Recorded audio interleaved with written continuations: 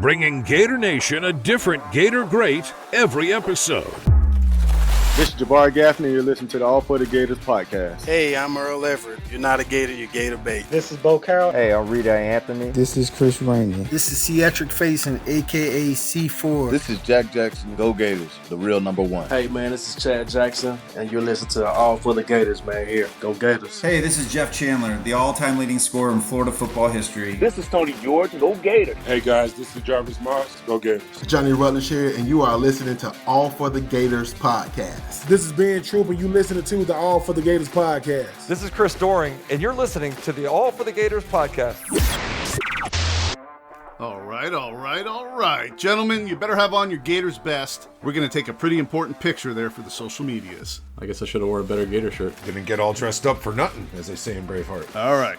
Ladies and gentlemen, they can't see us, though. I know. It's an audio podcast, fellas. Yeah, I know. John, I'm not sure if you're aware, but that might be better for our fans if they don't see us. Agreed. That's agreed. But yeah, it's okay. My point is, we could do it in our skivvies, and it really wouldn't matter. How do you know we're not? Might freak the guest out when they join. I'm going to remain seated just so I don't dispel that notion at all. Yeah. Yep. Same here. Hey guys, we're rolling. Pretty big show today, fellas. Indeed. One of our biggest ever. Yep. Yes, very excited about this one. Absolutely. Well, I'm excited about all of them. Of course, but this one a little bit extra. This one, yeah, okay. A little bit. A little extra. This one hits you a little different? Yeah. I know we've talked about doing our fan vote favorite defensive back of DBU, right? King of DBU fan vote bracket on social media, but I've held off on purpose because I wanted to record this show first. It just seems apropos to kick it off with this show. I wouldn't disagree with that. Good point. It was a good decision. Yes, agreed. And then the hijinks will ensue on social media, I'm sure. Well, of course. That's the best part. How do you pick 16 defensive backs that played at UF? Only 16. There are going to be some big names left out. People are going to be angry. It's going to happen. Yeah. It is. Not this guy, though. No. Not today's guest. There's no leaving this guest out. No. You think he'll go far? I think he'll go far. If he's left out of anybody's bracket, then... yeah, they've either been drinking or they need to be drinking. That's right. Gentlemen, mark today down in the history of this great program as one of the biggest ever. We got a top 10er today. That's right. Our list of most desired guests, just flat out one of the best to ever do it. Not only at UF, but at every level. High school, college, the pros. He was that dude in the secondary. He laid the groundwork for Florida earning the moniker DBU. Fellas, are you ready? Ready. Very excited. At a Haynes High School in Jacksonville, he was a two-time first-team All-State and first-team All-American, leading the Vikings to an undefeated season and state title his senior year in '98, when he was voted Jacksonville's Player of the Year and was considered the number one prep cornerback in the entire nation. Well, he chose to come down to Gainesville, and as a Gator would go on to shut down SEC passing attacks every game.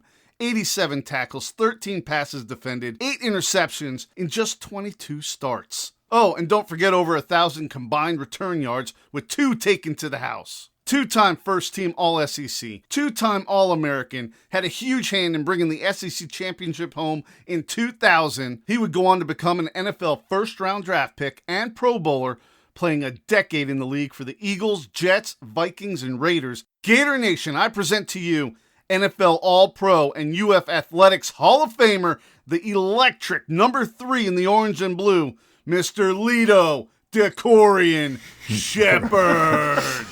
Man, I was over here teasing the whole time. It's like, whoa, man, that's pretty awesome, man. Did he miss anything? Yeah, did he miss anything? You know what? I thought you was going to miss something, but you came back and put the All-Pro, the NFL All-Pro thing in there. And I was like, whoa, he didn't miss it. So he didn't miss a thing, man. That's good. Well, sometimes I leave stuff out on purpose and we get to it in the interview. Sure it is. Yeah, sure, buddy. All right. Well, Lito, it's such an honor to have you on with us today. Thank you for taking the time.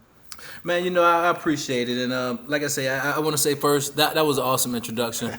And I definitely appreciate it. Yeah, no problem. Let's get right to it. It all started in Jacksonville for you. Take us back before high school. When did you first pick up a football? Who taught you how to play the game as a kid? Oh, wow. So since we're starting there, so my first love was basketball. I'm going to start it with that. And, I was kind of a late bloomer in the football world prior to really get into high school. You know, I played on a couple Part 1 teams, but I really never got into games. Maybe had, maybe 30 seconds of action in 8 years. But when I really got on the football field, it was really when my high school career started. You know, I played some middle school, but I was kind of moving around, bouncing around positions. Like 7th grade, I was playing some wide receiver, some quarterback. 8th grade, I played quarterback. And it wasn't until like 10th, 11th grade is when I kind of, became a secondary player. And that's kind of when it started to really take off for me, really, with football, 11th grade. And were you a Gator fan growing up, being so close to Gainesville? Yes, I might have gave away part of my recruitment because letting them know that I was so highly a Gator fan growing up. And, just watching that orange and blue, and I can remember some games watching Florida and Florida State, and the Gators coming out on the other end of some of those, and I was just so hot and mad at them dang Seminoles at the time. But I was always a fan of that scoring, man. The high flying touchdowns and those guys catching bombs, and it just looked like they were faster than everybody. Oh yeah, most of them were. Who were some of your favorite Gators to watch when you were growing up? I really started, obviously it goes back to, the Larry Kennedys, the Eric Retts. Oh, yeah. And the Jack Jacksons. Friend of the show. The Anthony Lotts, the Tony Georges, from the defensive standpoint, getting early. And some of those guys, the Fred Taylors and the Eli Williams. And, I remember playing the game with those guys in the backfield and stuff. And Terry Jackson, all of those guys, man. Danny Warfel, Ike Hilliard, Jaquez Riedel, man. I can name them all, man. Chris Doran, and I can't forget. Oh, yeah. I can't forget my man McGriff, man. He was passing the number on to me when he was leaving. I was just coming in, so that worked out perfectly. Yeah, there you go. Yeah, but man, I just been following the history from a certain point, from that standpoint. All of those guys, man, from the Emmets, the Youngbloods, the Curses, all those guys, man. I just love them all, man. So it's interesting to hear that football really didn't take off for you till kind of the middle of high school. Was there a play or a game then in high school where you kind of realized, man, I got some special talent here? It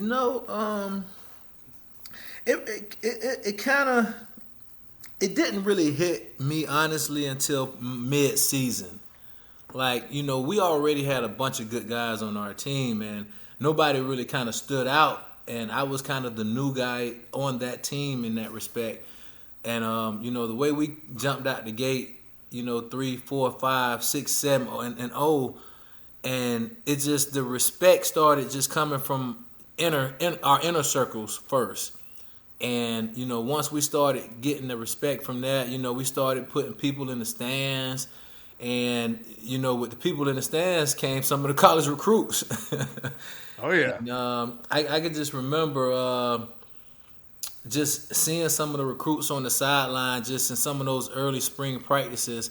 And not to say that we were even, good at the time, but I guess we showed some signs of athleticism. So, but I didn't really believe it until, I started seeing some of those coaches come to our games and, they started reaching out personally and showing some attention. And that's when it started to become a reality, honestly. Clearly, you come from good genes. Your cousin Jabbar, friend of the show, also Gator great and NFL baller, his dad in the NFL. Did you guys play a lot as kids, competing against each other, with each other? What was that like? Well, once we kind of connected in high school. Around that 10th, 11th grade year, that's when we really connected. And honestly, once we started having success from that point, it was work nonstop. I mean, every off season we was working. During the season we was working. So it was like from 11th grade till throughout the pros, it was every off season pretty much. Let's talk about Raines High School. 18 picks in 29 games, All-State twice, All-American your senior year. You win the state title, not even losing a game. We've talked a lot about guys coming out of the muck, but Raines had a pretty good amount to go pro too. Oh yeah. Do you feel that at that time, that was what you were destined to do? You know, I never really looked at it that way, honestly. I knew, our school had a lot of history of producing, athletes to take it to the next levels. But I kind of see how it can happen. It's a fierce, tough, competitive nature, going through reigns and, that process with all the guys and the type of talent that you have. And just being able to kind of bring it all together. If you have a pretty solid athlete, you can really do some things, just having that type of environment at your hand. I saw on YouTube you actually caught a touchdown in the swamp before you were even a Gator, right? I did. Yeah. Was that the high school state championship? Were you playing receiver? That was. I played both ways in high school. Corner and receiver / running back. Old school. And it was the wing back position, so I got a chance to get some carries and go out for some passes. But I was able to catch a touchdown that game, and I got an interception that game too. But we had some tough competition, man. Belglaze really was going back and forth with us. They produced some pretty decent athletes on that team as well. And I remember the quarterback, Brad Banks. He went on to, I think he was a Heisman candidate at one point in his collegiate career. Yeah, that's right, Iowa. Were you getting recruited at all on offense, or was it pretty much you kind of knew you were going to play defense at the next level? I was actually getting recruited. Some smaller colleges, some different conferences, I was getting recruited as a receiver as well. And I could have very well played receiver, honestly. But it was just natural being able to make my own success from a defensive standpoint, and just honestly being blessed with speed kind of made that a lot easier. Yeah. Yeah, well, that talent shows out in your high school career. Despite the late start, you could definitely tell where the talent was, and you were voted one of the top 100 players for the first 100 years of high school football in Florida, which is definitely saying something. I got to imagine you could have picked anywhere to play. Yeah. How did you end up at UF? Were you considering any of those other schools that were recruiting you for other positions or even just for defense? I really was. And when I look back at it, I was really looking at the schools that produce, top graded DBs in the draft. And I was trying to find the bloodline schools that produce DBs at the time. And during that time, my choices came down to Ohio State and Georgia were the other two schools that had big-name DBs, that had success. Sean Springs and Antoine Winfield. Yep. And, some of those guys. Champ Bailey. And even that Champ Bailey with Georgia. And actually, Georgia had the most intriguing deal on the table when it comes to recruiting opportunities, because they were going to let me basically play both ways. Wow. I was going to be a dual threat athlete with them, and just like how they use a lot of their other guys in the past. So that was very intriguing, and it almost won me over. But, just meeting the guys at Florida and just knowing the type of receivers we had and that I had met on the visits, it was just one of those things where I know if I was needed, I will always be able to lend a hand if gave the opportunity, because I was just as good as well. But sure. But I said also, if I was able to just do what I do at DB and punt return, that may be as satisfying. And they was gonna give me every opportunity to do that.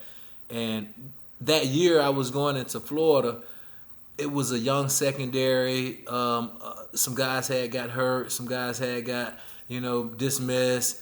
And it was just a lot going on. And it was a young picking. So I had a great opportunity to come in and play now. And I just kind of focused on that at that time. You mentioned that cornerback room. You got Demetrius Lewis, you got Gooch, Cromartie. Clearly, you came in and made an impact right away. What was it like when you first arrived, and what was the competition like? Getting here compared to high school. I mean, I was very confident, and it wasn't nothing against the other guys. I just felt like they were young and inexperienced, just like I was. And with a new coaching staff at the time, he didn't know any of them. So we were all going to be judged accordingly. And I just felt very confident being the number one DB coming in that I could, hold my own. But to say that's one thing. And I really got a rude awakening, when I first got to campus in my first couple of days and actually, weeks of practice and stuff. And it took a lot of hard work and dedication and grinding to really flip the script with that type of thing. Sure. I know it wasn't any clear-cut starters, and I know everybody was young, so it was like open. But that was one battle. The other battle was, once you get out there, adjusting to the real game of the SEC speed of the game. How long did that take you, do you think, to develop that and to adjust to the college level? I'm going to be honest. I can tell you how my freshman year went, and I was kind of upset about it a little bit because I felt like I wasted it. And when I say I wasted it, it wasn't that I wasted it as far as preparation. It was just the time on the field due to what I, shown throughout that point. So I got a great opportunity early on in my freshman season to touch the field and make an impact. And I'd be doggone if the first time I really touched the field, I gave up like a 60-some yard touchdown to a receiver. I forget his name, but he was with Central Florida, I think. And we ended up beating him and whatnot. But I guess I wasn't ready to play at that level of speed. I guess So that really taught me a lesson. So just going through that one game, and I think that was like the second game of the season. I don't think I played the first game. So the second game of the season, that kind of happened. And I really didn't get in the game until probably the 9th, 10th game of the season throughout that year. But throughout that year, I was preparing, I was working, and honestly, probably about 3 or 4 games in, 4 or 5 games in, I felt like I was ready, but I didn't get the opportunity until the Vanderbilt game. Okay, well, that year was a little disappointing from the Gator standards, right? With the Gators going 9-4, but as you mentioned, you got some playing time. You took advantage of the time on the field. You did get voted Sporting News second-team freshman All-American. There was an injury that year, wasn't it? A hamstring injury or something you were battling late in the season? Well, honestly, no, it wasn't late. It was just being. I mean, actually, I might have strained a hamstring throughout that early season, but that was just reporting, just updates on the freshmen. Oh, okay. I wasn't. Okay. I don't think they felt like I was ready based on my early experience or performance in the games. But throughout work, and honestly, even the Vanderbilt game when I got in, they wasn't ready to put me in. Right. It was only due to injury that I was able to get put in a situation to kind of redeem myself. If we go back to my freshman year, that early in that game, I actually was on punt block team, and I was on the front line, and I got in there, and I actually blocked the punt. And I wasn't even returning at the time, so I was on a punt block team. So I got a chance to get in there and block a punt, and then the third, fourth quarter when I got thrown back out there, spurred a moment. I remember this thing vividly too. It was a timeout, injury timeout. I think Benny got hurt for a couple plays. I got put out there. Man, big money, Gerard Warren. Woo! I'll never forget it. He gave me the meanest cursing it out I've ever had before I got in the game because I was a freshman. And he was basically like, rah, rah, rah, don't you get in here and F up our game. Right. So, all right, it's no pressure. Yeah. Right. So, man, I tell you, the first play I get in the game, they run a post corner on me, catch it for about 15, 17 yards as I'm coming up to make the tackle. So this is in slow motion now, and I'm going to rewind this for you. So he ran a good route on me. I was in off coverage, but he ran a good route. I was just basically not trying to give up the big play, but, you know, he ended up catching a 17, 18-yard post corner, and as I was aggressively going to tackle him, knowing I was in trouble already for giving up a big pass, I just was like, you know what? I got to get this ball. So I went and tackled him. As soon as I went and tackled him, I went for the stripped it, and recovered the strip. And I promise you, from that point on, I kind of like got it on how to play college football. That was your welcome to the party moment, huh? That was my welcome to the party moment. Did you hand Gerard Warren the ball when you got to the sideline? That's right. No, I didn't. I was so happy that I stripped it from old guy. You know, it was like, man. But yeah, that was intense, I tell you that. So now you know you can compete. What's your mindset now going into that offseason now after that first year? Yeah, you know, so we had some pretty talented receivers on our team at the time, and I just really started going up against those guys every day, and up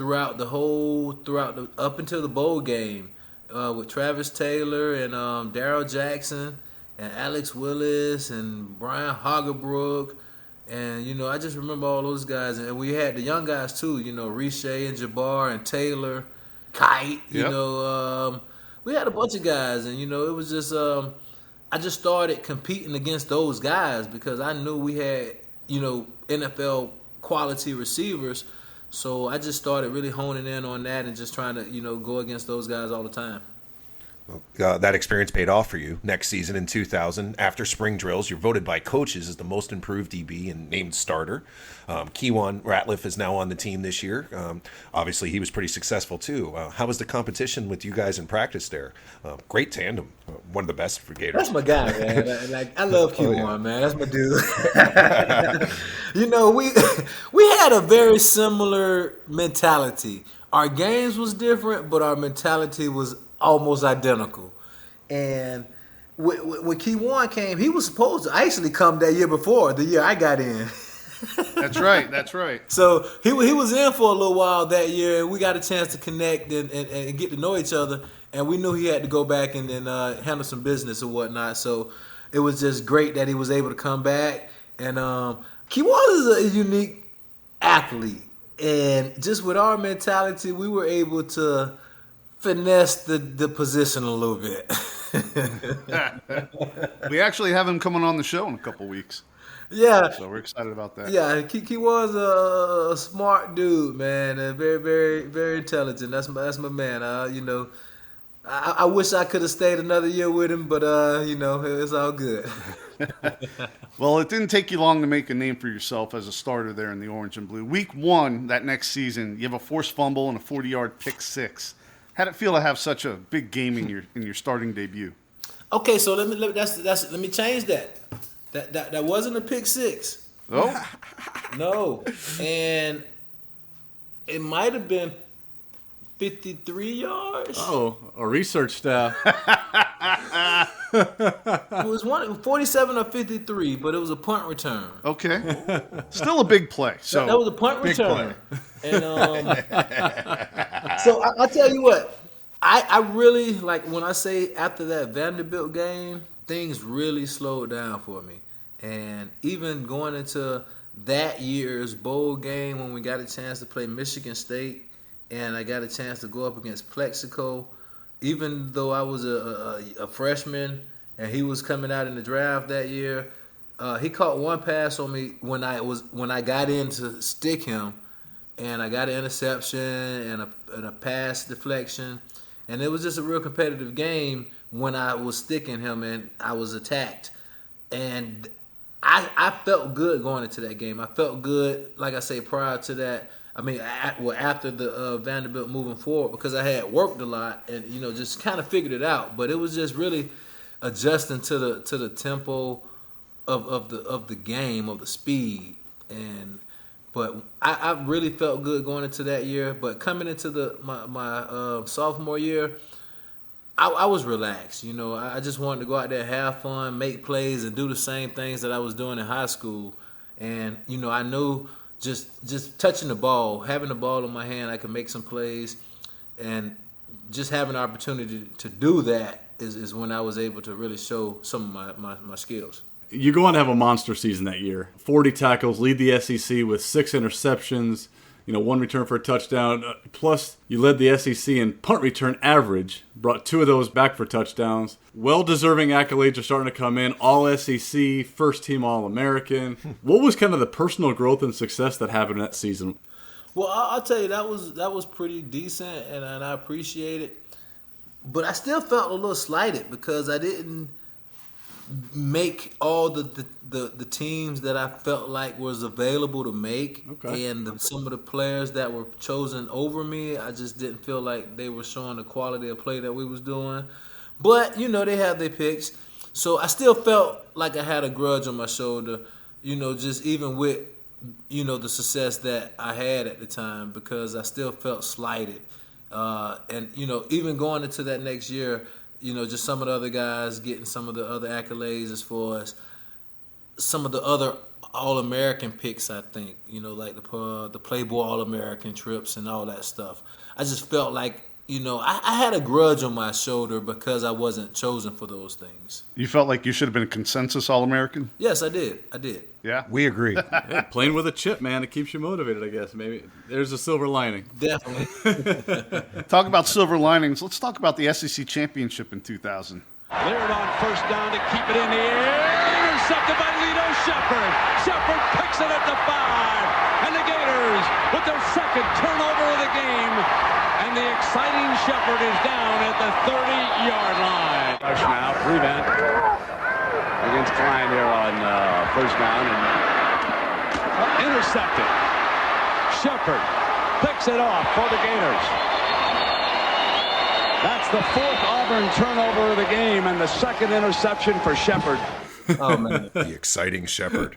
Man, that was, first of all, I hated playing on the turf with shoes on. But it was a different feeling from that perspective because you're not as athletic. But let's go to the play. The thing about being able to make a play on the ball, I've always had this understanding of when the ball's in the air, I'm trying to go get it. And what makes that easier or tougher is honestly the speed of the receivers. So whenever I know I'm I'm much faster or I'm faster than a receiver, it makes playing the ball that much easier. So just kind of game plan and studying, Auburn. I knew who were their burners and I knew who were their route runners, should I say. So just playing on some of their plays and game planning, man, I was able to just really kind of sit back and just make breaks on balls because of the type of system they had. I would say that. Well, big players make big plays in big games, and that clearly was a huge game for you. Was it all the sweeter for you since you missed a matchup with Auburn earlier in the year when you were nicked up? No, the thing about it was, Rudy Johnson was tough, but oh yeah, big guy. Yeah, and he was pretty solid. So we knew if we could contain that run, they had some nice route running receivers, but it wasn't a killer passing game. So just having that understood, we went into that game with a lot of confidence, honestly. Let's move on to your junior year, 2001. We talked about this season with past guests. What a loaded team it was at every position. Gators go 10-2, finishing number 3, losing to Tennessee in that rescheduled game because of 9/11. How big of a disappointment was that from a team perspective that year for you? I say we the best team that ever won a championship at Florida. That's right. It's tough to argue that. Right. You're not the first one to say that. I just, I can't talk noise to some of the championship teams because of that reason. But even with those 2 losses, I still like us against any of those championship teams because of those reasons you gave earlier. And Tennessee, we would have played them second, third game of the season. We would have beat them probably by 20 points. Yep. But the way it worked out, they came in and they ran the ball down our throats. I'll never forget that game. I'll never forget it. And, the thing about it, they beat us with 3 or 4 running plays that they broke 3 or 4 times, and we just couldn't stop.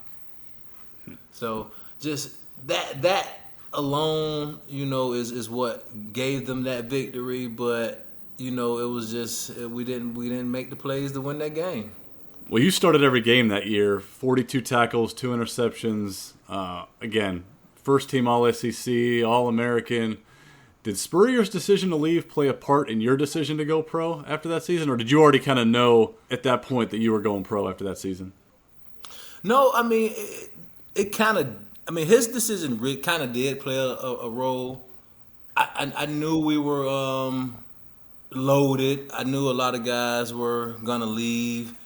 I didn't know what my future looked like. I still, like I said, I felt like I was one of the top DBs, but statistically, I didn't have a great statistical year that year. So that was kind of a reservation in the mind about, should I leave or should I stay? And at the end of the day, just having confidence in my abilities and just what I had done at that point, and getting the quote-unquote worst-case scenario draft analysis, I felt comfortable, especially with the guys who I quote-unquote was competing against, who were making some of those All-American teams that I wasn't, who was getting some of that recognition. I was taking a closer look at some of those guys, and I was really comparing myself. And I felt comfortable with that, and that's why I chose to leave. Well, even if you say you had down stats at your position, just because you have less interceptions doesn't mean you didn't play as well. It means they were scared to throw it to you because they knew you were the man. Well, and no doubt, and if they would have watched the film, like I'm sure a lot of them did, they would have saw that. But it was still a lot of mystery with me, I tell you one thing that was the biggest, I guess, pro and con with me was my height. I measured at 5'10" and a half at the combine, and that really is what I think is what put me in a serious category. I think if I would have been 5'9", regardless of my skills, they wouldn't have took me. It's amazing how that works. It's amazing what those last inches matter, right? Yeah, like seriously.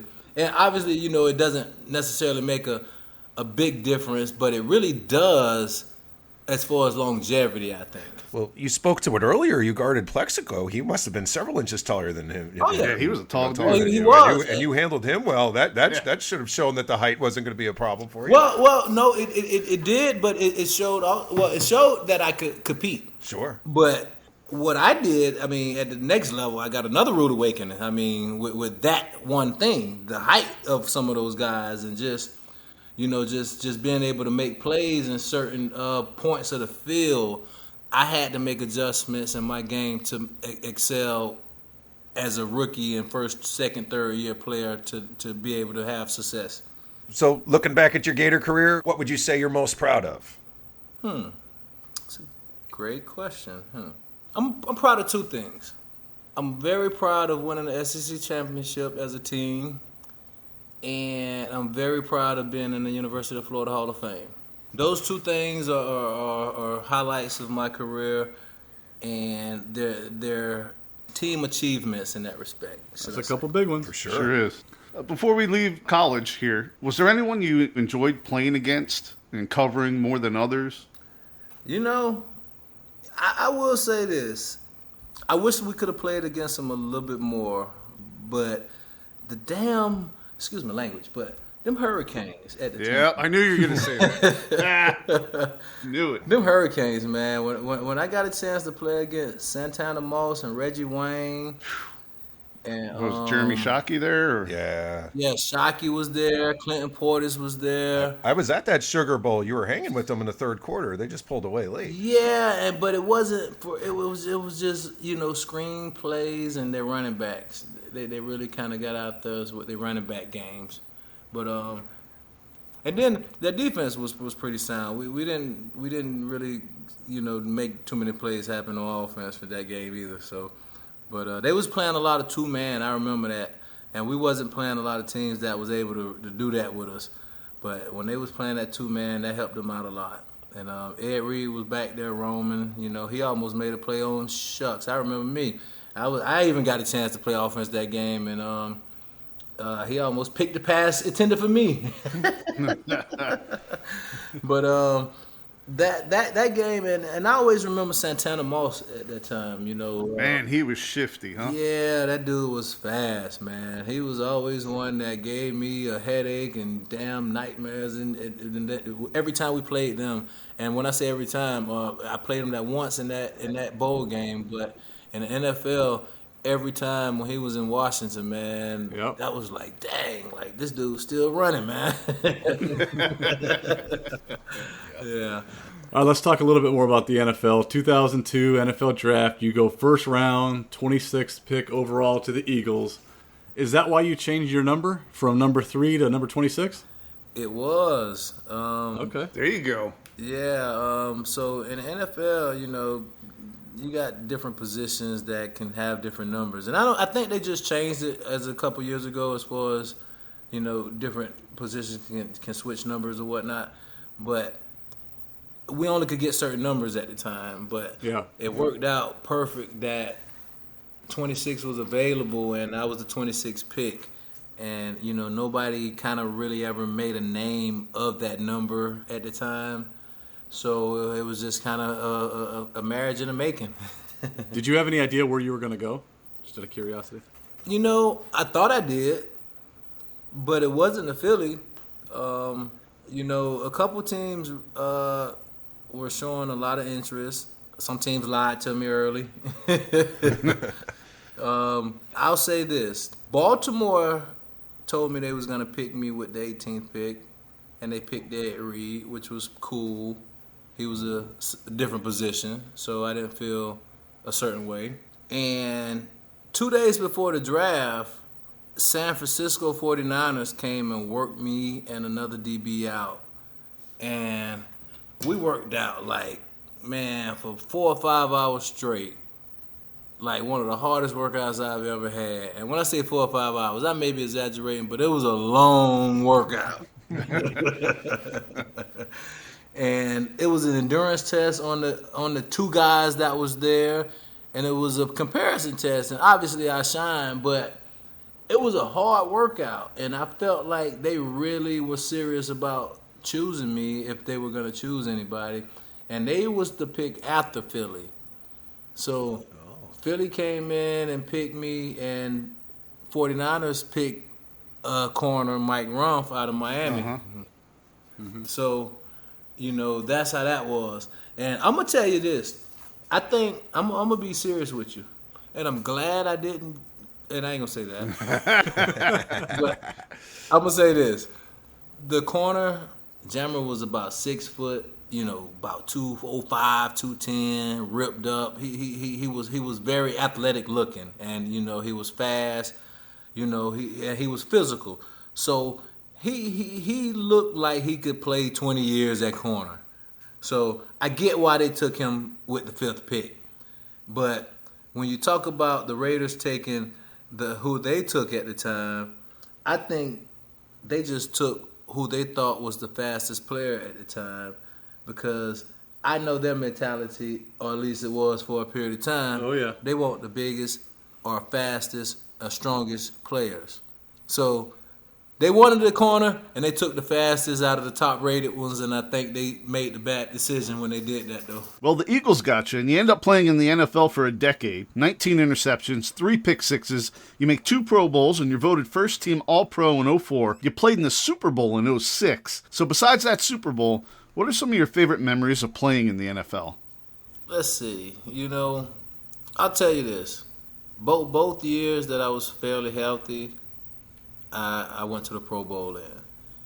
And after the 06 season, it's kind of when some of the injuries started and some of the contracts things started. And I never kind of got back fully healthy to really kind of get back to that, you know, that highlight level. But I'll say my 04 and 06 seasons, if only health was the difference in making those happen, you know, I look back and, you know, I played 10 years, But I really could have put in about 7 great years if I would have stayed healthy. Well, that's hard to do in the NFL. Yeah, it is. But I mean, I just talk, and I'm not just saying great. When I say great, I'm talking about all pro level, because that was my standard. Sure. When I was in Philly, it was just and God bless this guy, because he was one of the biggest differences in my careers. Jim Johnson, great coach, the D coordinator at the time in Philly. Sure. He was awesome. Just from a teaching standpoint, from a aggressive scheme standpoint, and just from honestly a nurturing standpoint. He was very tough, but he was very forgiving in a sense of communicating and making light and informing and just making corrections and type of things of that nature. And his type of coaching philosophy really kind of made me want to really play hard, Well, you landed in a great situation in Philly, even if the other 25 teams might have made the wrong decision there. Got consistently successful, made it to the Super Bowl. Really neat. Got to play a Super Bowl right there in your backyard in Jacksonville. I did. What's that memory like? Do you have all your family there? That must have been ridiculously special. Yeah, it was ridiculously special. Man, I might have had about 25, 30 tickets there, people there, man. And, I honestly, truly, honestly believed and felt like it was destiny to win that Super Bowl, man. And I still don't know how we lose it. I mean, obviously, I gave up a touchdown from about 7-8 yards out, and which was the only productive pass I gave up that game, and they kind of just stayed away from me and really didn't give me a chance to make up from that. But it was a competitive game the whole game, and they did a great job of really pinpointing attacks and making some great plays when they really had to. But I thought it was our destiny for us to win. We had a couple players on the team that was from Jacksonville playing in front of our hometown, and it really felt special. So for whatever reasons, we didn't win it, but I really felt like I gave it my all. Shucks. Yeah, man. I mean, how many guys can say they played in the Super Bowl, right? And you did it right in your hometown. That's pretty cool. Yeah, it was awesome. Hey, you and Sexy Rexy played in the NFC for a little while together. Did you ever get a pick off him? No, Rex was in Chicago. I know we played against him a couple times, and I'm not for sure if he was actually playing during those games, but I remember, bumping into him. Him and Alex Brown also, but definitely Rex. I remember he played in that Super Bowl. I forget what year was that, but against the Colts. Yeah. Yeah, what year was that? The year after yours, no? 2006, I think. Yeah, so we had a couple guys. Oh yeah, I know what happened that year. So what happened? That was the McNabb and T.O. fallout year. Yep. T.O. was doing sit-ups in the driveway that season, right? Yeah. Yeah. So, that ended up being a squash that year. But, that was a fun team, man. And I wish we could have really played together for 3, 4, 5 years with that team. And, man, I know we would have been able to make some history.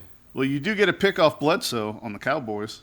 And then 32 seconds to go, the play. 2nd and goal.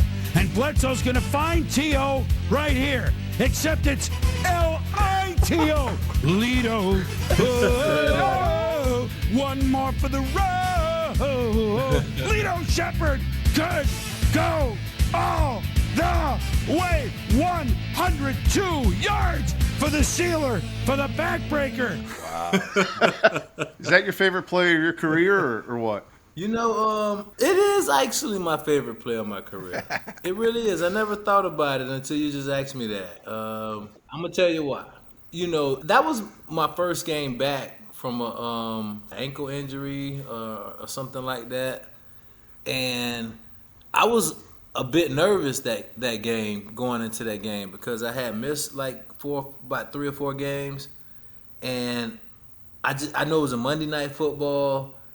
T.O. was coming to town, and it was just a lot leading up to that, a lot of pressure. I was trying to show also back to the team that, I'm still a Pro Bowl caliber player. And it was just a lot of emotions, just in that game. And just fortunate enough I was able to make some plays and just make some history, honestly, because I was able to actually I was able to become the first player, not the only now, and I get to that, but I was the first player in NFL history with that pick right there with 2 100-yard plus interception return for touchdowns. Very impressive. Did you get to keep those footballs? I do. I got every last one of them. Nice. Awesome. You got like a man cave? Yeah, I got those balls put up right now, but I'm looking at them right now. Actually. Very cool. Yep. So you also played one season with my favorite team, the Jets, and I'm only allowed to speak to them in very, very sparingly moments. But I have to ask, you played at the same time as future Hall of Famer Darrelle Revis while he was just getting into that island. Was it evident that he was about to do what he went on to do and shut down all of the wide receivers for a good 3-4 year stretch there? Could you tell that he was going to be that great? I'm going to get to that right before I say what I'm going to say about Revis. I wish I could have held my end of the bargain up with that whole thing. And when I say held my end of the bargain up, the way we started out that year as a secondary, it was going to be some special things happen until I pulled my quad against the Patriots. So now, going back to that question, man, Revis is awesome, man. And that dude, even though he was young at the time, he really showed a lot of respect for the game. He really showed a lot of respect to me. He really showed the work ethic. And he just went out there and kind of did it.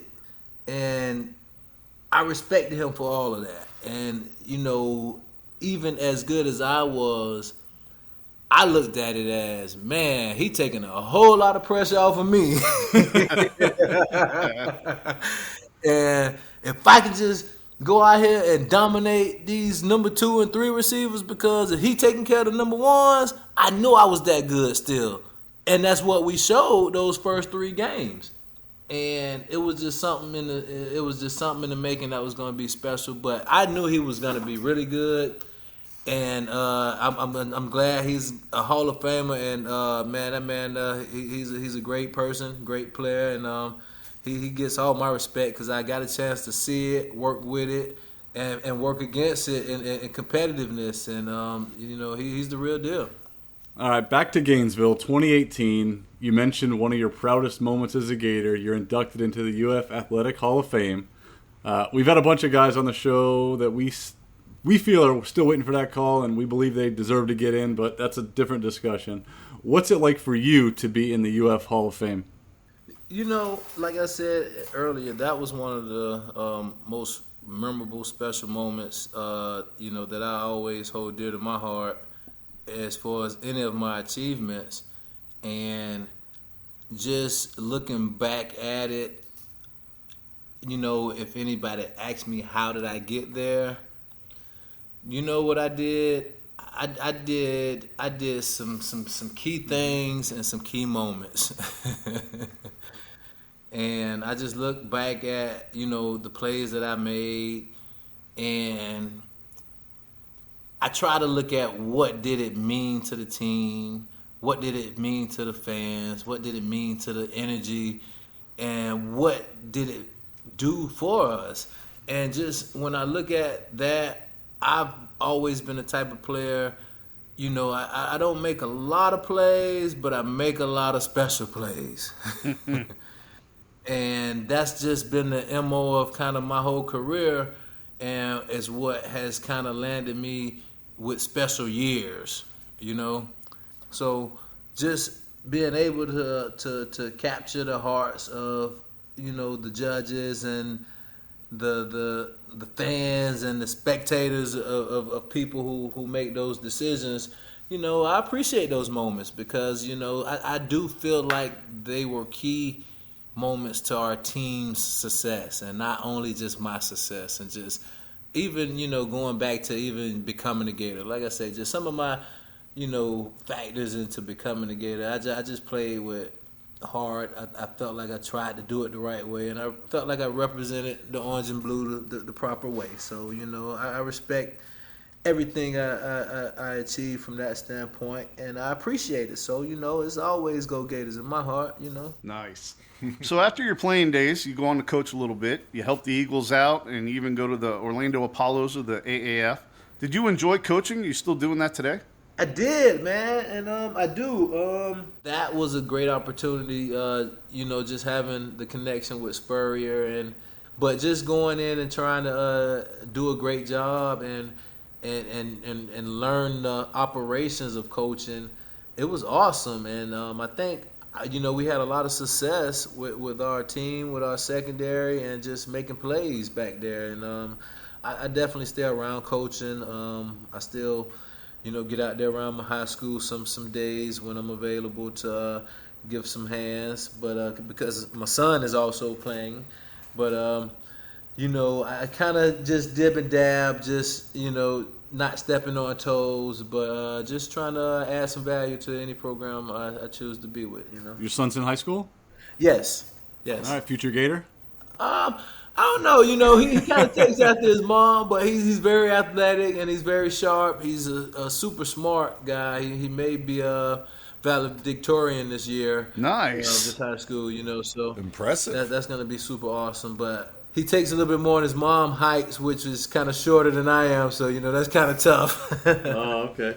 But he's a super athlete and he is getting some opportunities. But it's just a different route with University of Florida football and angles of operations, should I say. Sure. This is the first time we've gotten through a show with a player that played for Spurrier that didn't tell a Spurrier story. Do you have one? Or do an impression. Or, yeah, I was going to say, or an impression. No, I learned a lot from Coach Spurrier, I tell you that. And I say the funniest thing that he's had to say to me, and I'll say this, I really have been on Spurrier's good side throughout my whole career. So he hasn't had many things to say about me bad. But one year, I think it was my sophomore year, when I wasn't getting the stats that I thought I was, hoping for because of the, lack of, action.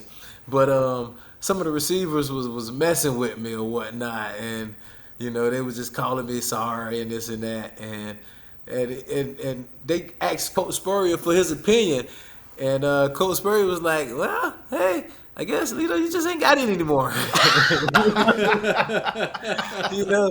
There it is. That's the impression. There it is. Like, it was just one of those things, like whatever. Yeah, but no, they thought that was kind of funny, But yeah, everything about that whole experience, man, at Florida, I just felt like we was in a different generation of football, man, and I just appreciated it, and it made us the type of players we represented to be, I guess, All right, Lito, we usually end with the bit, and we're going to do an ultimate dog at DB. I'm going to give you the characteristic, and you got to tell us the Gator great that you're pulling that characteristic from and building the ultimate dog at DB. Are you ready? I'm ready. Number 1, speed. Whose speed are you going to put in there? See, I like a mixture of all that, though. That's fair. Okay. And I'll tell you the mixture. So I like 3 of us, if I can combine 3 of us. Okay, go for it. You build, however you want to build your ultimate dog at DB, you build them. Lito's guy. The athleticism and also ball skills and playmaking ability, I would put that with me. I would put the physicality and aggressiveness with Joe Hayden, and I will put the overall natural ability to just read coverages and see plays before they happen and make plays, I would say Keywan. And if I can combine those 3 things, that's I don't think anybody can catch a pass on that. Pretty impressive corner. Lito, man, it's been an honor and a pleasure to have such a decorated Gator great on. UF Hall of Famer, 2-time All-American, 2-time first-team All-SEC, All-World, All-Pro, Pro Bowl, Super Bowl, 10 years in the league. Man, you did it all, and you did it at every level. Yeah. And you were pretty damn awesome. And it's very cool to have you on the show today to talk about your time at UF and beyond. So thank you very much for taking the time. Definitely, man. I definitely appreciate you guys, man. I appreciate the top-notch love and appreciation and facts. And at the end of the day, man, it's definitely Go Gators. And, hey, man, you guys are doing your thing, man. Much love. Well, thank you. Yeah, we appreciate it. We could retire now that you've been on the show. This is why we did the show, Yeah. so we get to talk Stop to it, you. man. Now we're done. Stop it. This is our mic drop. Man, definitely. I appreciate it too, man. Much love to you. Yeah. Man, it feels good after a show like that, right? That was good. That was awesome. That was good, man. Man, that's why we do it, right? Yeah, that was awesome. That was fun. We could retire now. You know, creme de la creme of Gator greats and telling their stories, and you know, we get to sit back and listen and enjoy it and give it to all of Gator Nation. Oh, yeah. Yeah, and we learned something cool every time. I think we learned a lot of something's cool this time. Sure did. Maybe some of them will be in our 2-bits. Oh. Hey, why don't we do our 2-bits? All right. Since I segued, I'll go first. How about that? Go for it. Makes sense. Mine's pretty easy. It was early on, but I had no idea. Another guest that was a basketball guy for his first love, and surprised to hear that he really didn't start kind of playing football or I guess accelerating at football till like 10th or 11th grade. And the accolades he got is like crazy, like top 100 in Florida of all the high school players in Florida that have come through. He's in the top 100, and he only played like 2 or 3 years of high school ball. It's kind of it's crazy. Absolutely. He also, I believe, made the top 100 of Florida Gators in the first 100 years of Florida football, if I'm not mistaken. He's much higher than 100. Yeah. But he made the top 100. Sure. Of that, too. Yes. Very impressive. Well deserved. Yeah. So, all right, I'll go next. My 2 bits is he got all the accolades, like you said, in high school, All-State, All-American. And then in college, 2-time first-team All-SEC, 2-time All-American. And he wasn't happy with it. Yeah, wasn't good enough. He didn't feel – he felt like he should have gotten more accolades for, his play. He's probably right. And it's tough to get more, that's why I said, oh, so you thought you should be a consensus All-American. And he said, absolutely. Yeah, absolutely. Which he should have. So, and then when he talked about his NFL career, he said he only really had 2 healthy years, and that's when he made All-Pro. And, he didn't give himself, I think, the credit he deserves for his play in college and in the NFL. And it was All-American and All-Pro already. He used it as a motivator to drive him to accomplish what he had. Exactly. Look at me wrapping up them bits. Yeah, he had a really high expectation of himself, which obviously fueled how good he was. But he backed it up. Absolutely. Yeah, that's what I'm saying. Yeah. Should have been your guys' 2 bits because you explained it better than I did. Yeah, we played translator for that one. We took John's gibberish and gave you some bits. I'm dragging here. All right. That's Sid. okay. Super producer can't do everything. We got you back, buddy. Andy, sit back. It's Sid's turn. Yes, okay. So, actually, I really... Is it about the Jets? I am going to... No, we already talked about the Jets. I will leave the Jets part out, but I definitely would have loved to have seen a healthy Lito opposite Darrelle Revis, though. That would have been pretty spectacular. But we'll leave that there. I also liked how it seems like he's keeping scores, keeping receipts, as they like to say. He's like, Quentin Jammer, and he was like number 5, and Rumpf went right after him, and he's like, I'm not mad at Baltimore because they took Ed Reed. Not exactly the same position, but they said they were going to take me. He's like, hey, I'll show them. They should have picked me. Yeah. I love it, and that is why he is an all-time Gator great. Yeah, that's why they're great. Sorry, I know I did it again. That was a long one, but I like that. No, that was great. That was great. That was good. And that's why he changed his number from 3 to 26. That's right. I know, right? That's where he was drafted. So he wore it on his chest every day he played in the NFL to remind him. Yeah. That's really great. Awesome. I love that he took the ultimate dog and was like, yeah, I'm not doing it that way. I'm going to do it my way. And you know what? His way was better. So, we can defer to the legend. Lito can make the rules if Lito wants to make the rules. That's right. All right, guys. Go Gators. Go Gators. Go Gators.